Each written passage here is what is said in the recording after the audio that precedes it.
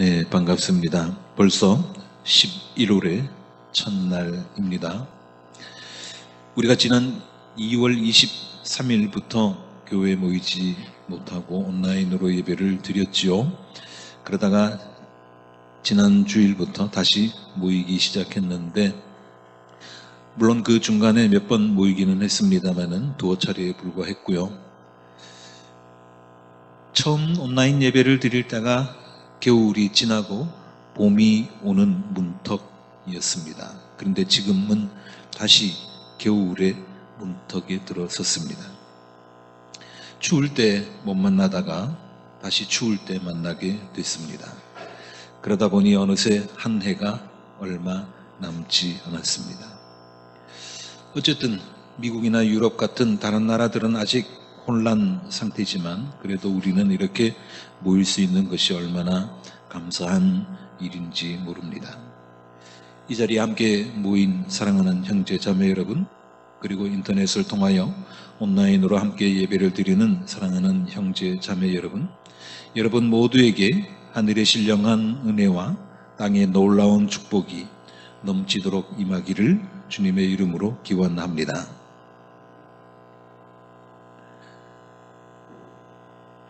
예수님의 말씀 가운데서 단 한마디도 가볍게 여길 구절이 없지만 오늘 우리가 함께 생각할 요한복음서 5장 8장 31절부터 32절까지 말씀은 그리스도인뿐만 아니라 믿지 않는 사람들까지도 대부분 알고 있는 주옥 같은 말씀입니다.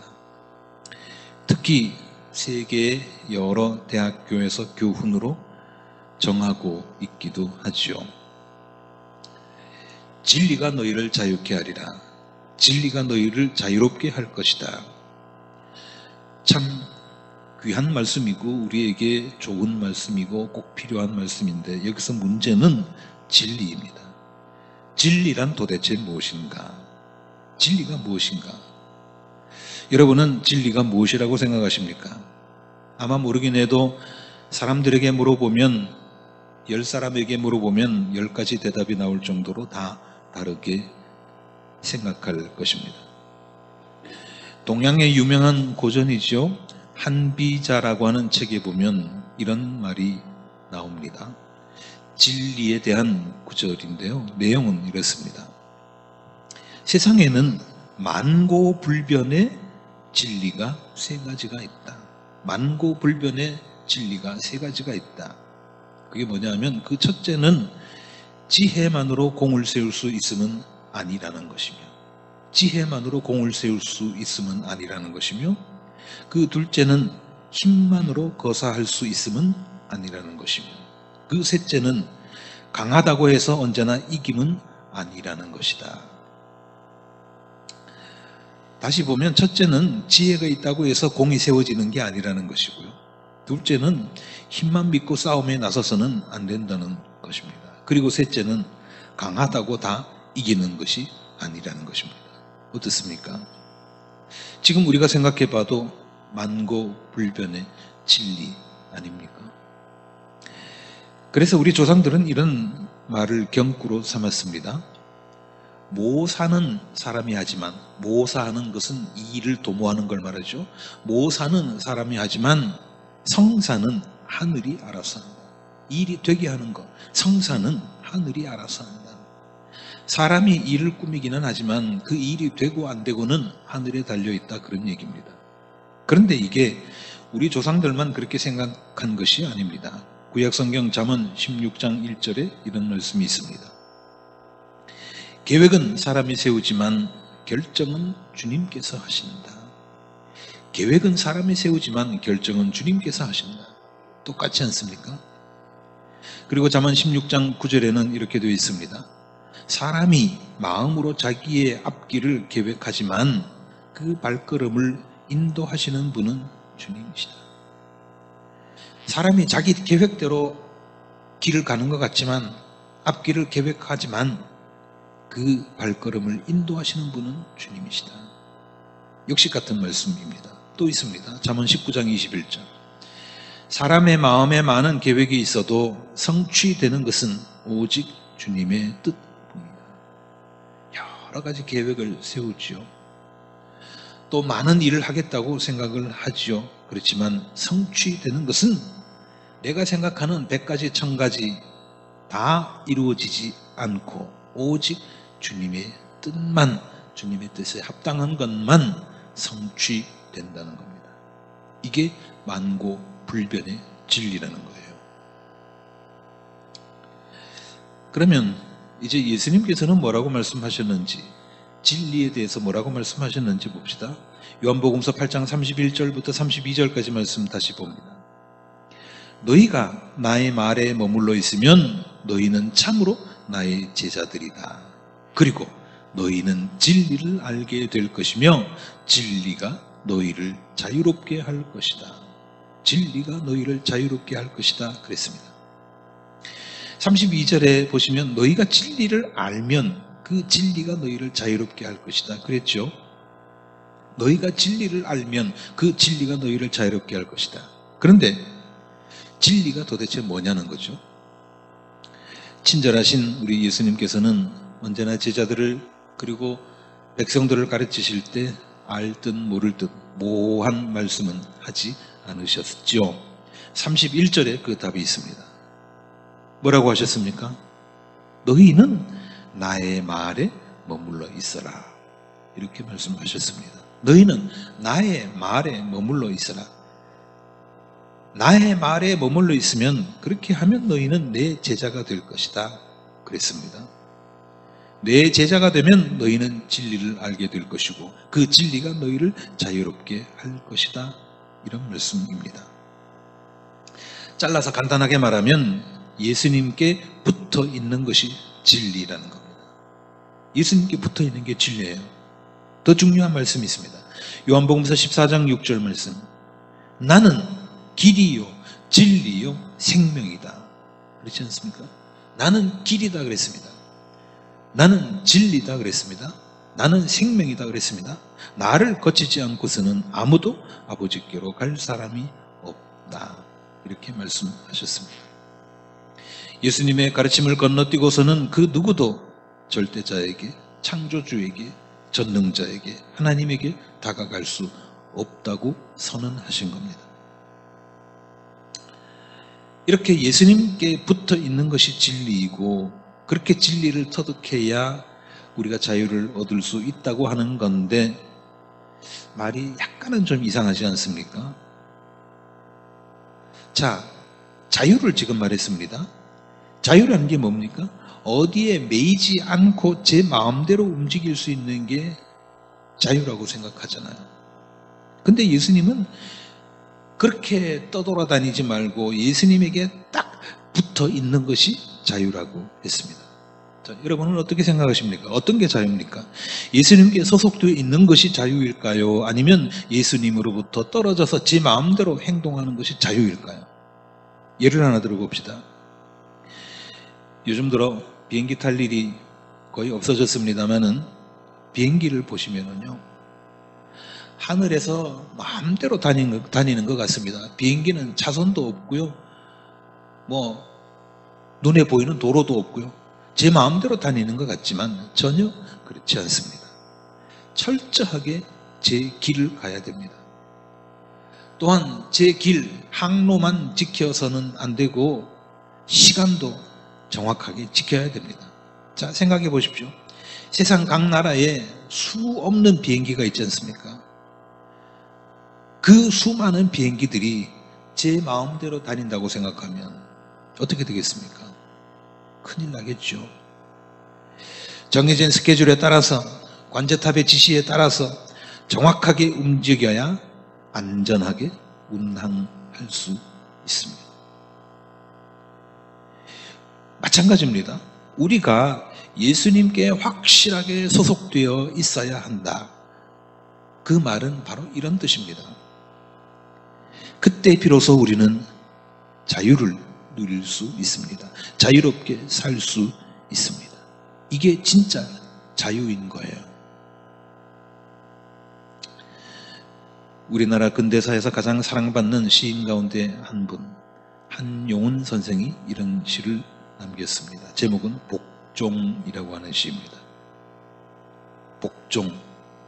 남들은 자유를 사랑한다지만 나는 복종을 좋아하여요.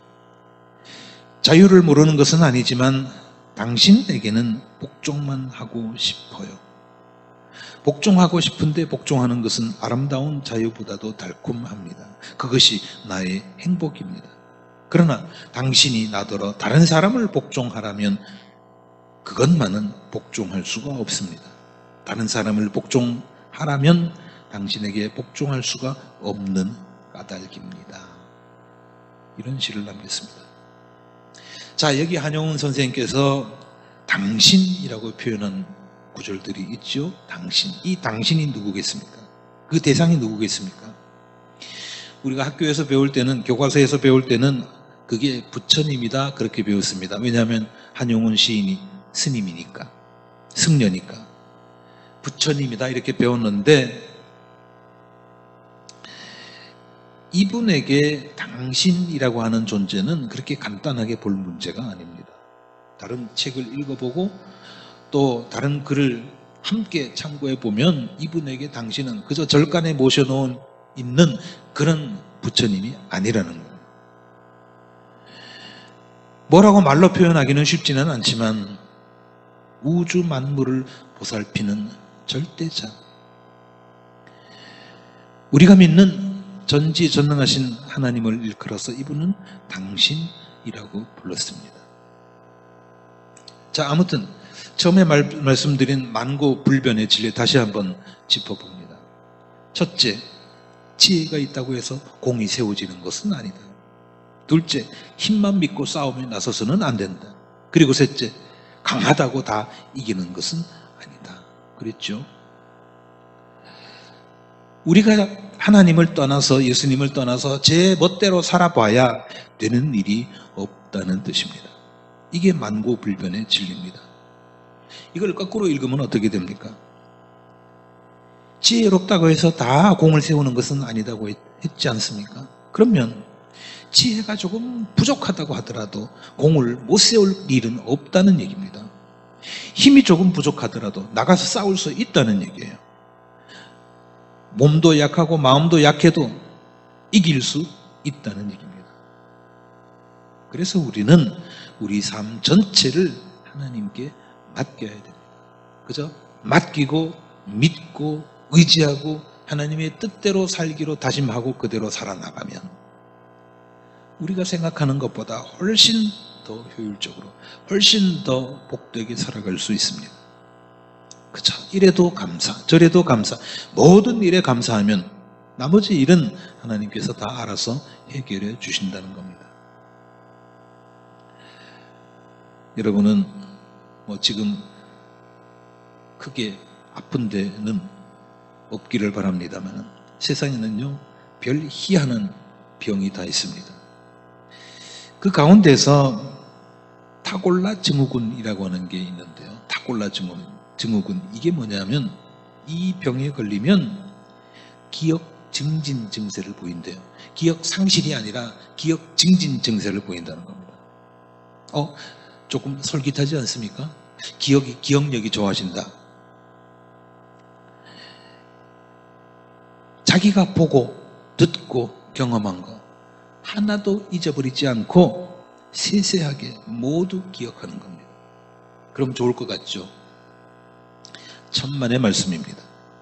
이런 사람은 괴로워서 견디지를 못합니다. 그리고요, 선천성 무통각 증후군이라고 하는 질병이 있습니다. 무통각 증후군, 한자말 그대로 무통, 없을 무자에다가 고통 통자죠. 감각할 때 각자고 아픔을 느끼지 못하는 병이에요. 이건 유전 질환인데요, 이 병을 앓는 사람은 그렇게 되면 오래 살지 못합니다. 사람이 아파야 돼요. 어디 찔리면 아파야 됩니다. 또 누가 때려서 맞으면 아파야 됩니다. 그래야 복수를 하든지 나중에 용서를 하든지 할 거 아니에요. 그리고 몸에 어떤 상처가 난다든지 하면 또 치료를 할 거 아닙니까? 고칠 거 아닙니까? 또 허리가 아프다든지 다리가 아프든지 하면 그렇지 않도록 우리가 주의를 하거나 또 대책을 세울 거 아니에요. 근데 그런 게 없는 거예요. 그럼 어떻게 됩니까? 아픈지 안 아픈지도 모르고 그렇게 살다가 금방 죽어버리는 겁니다. 세상에 안 아프고 살면 얼마나 좋을까 생각하는 분이 계실지 모르지만, 왜 나이가 들면 어떤 빠른 분들은 30대 40대부터 그런 일이 있다고 그럽니다마는, 나이가 들어가면 여기저기 쑤시고 아프고 그렇죠. 그런 거 없이 안 아프고 살면 얼마나 좋을까 그런 생각이 들지 모르지만은, 그거야말로 큰일 날 일이라는 겁니다. 통증이라고 하는 것은, 사람에게 아픔이라고 하는 것은 육신의 아픔도 마찬가지지만은 마음의 아픔도 마찬가지입니다. 아파야 돼요. 그래야 고쳐질 수 있습니다. 이렇게 통증은 사람의 생명 유지에 필수적인 장치입니다. 반드시 있어야 될 거예요. 그렇기 때문에 하나님이 우리에게 고통 주시는 것도 감사해야 되고, 아픔 주시는 것도 감사해야 되고, 마음에 고민이 생기는 것도 감사해야 되고, 번민이 생기는 것도 감사해야 된다는 겁니다. 다음 주일이 지나고 그 다음 주일을 우리는 추수감사 주일로 지킵니다. 이따가 제집교 때 의논하겠습니다만은, 원래 추수감사절은 정말 의미 있게 보내면 좋겠다 그런 생각을 합니다. 코로나 때문에 세상이 난리지만 그래도 찾아보면 우리에게는 감사한 일이 엄청나게 많이 있을 것입니다. 다시 강조합니다마는, 감사할 일이 생겨서 감사하는 것이 아니라 감사하면 감사할 일이 더 생깁니다. 자꾸 생깁니다. 꼬리에 꼬리를 물고 이어서 생깁니다.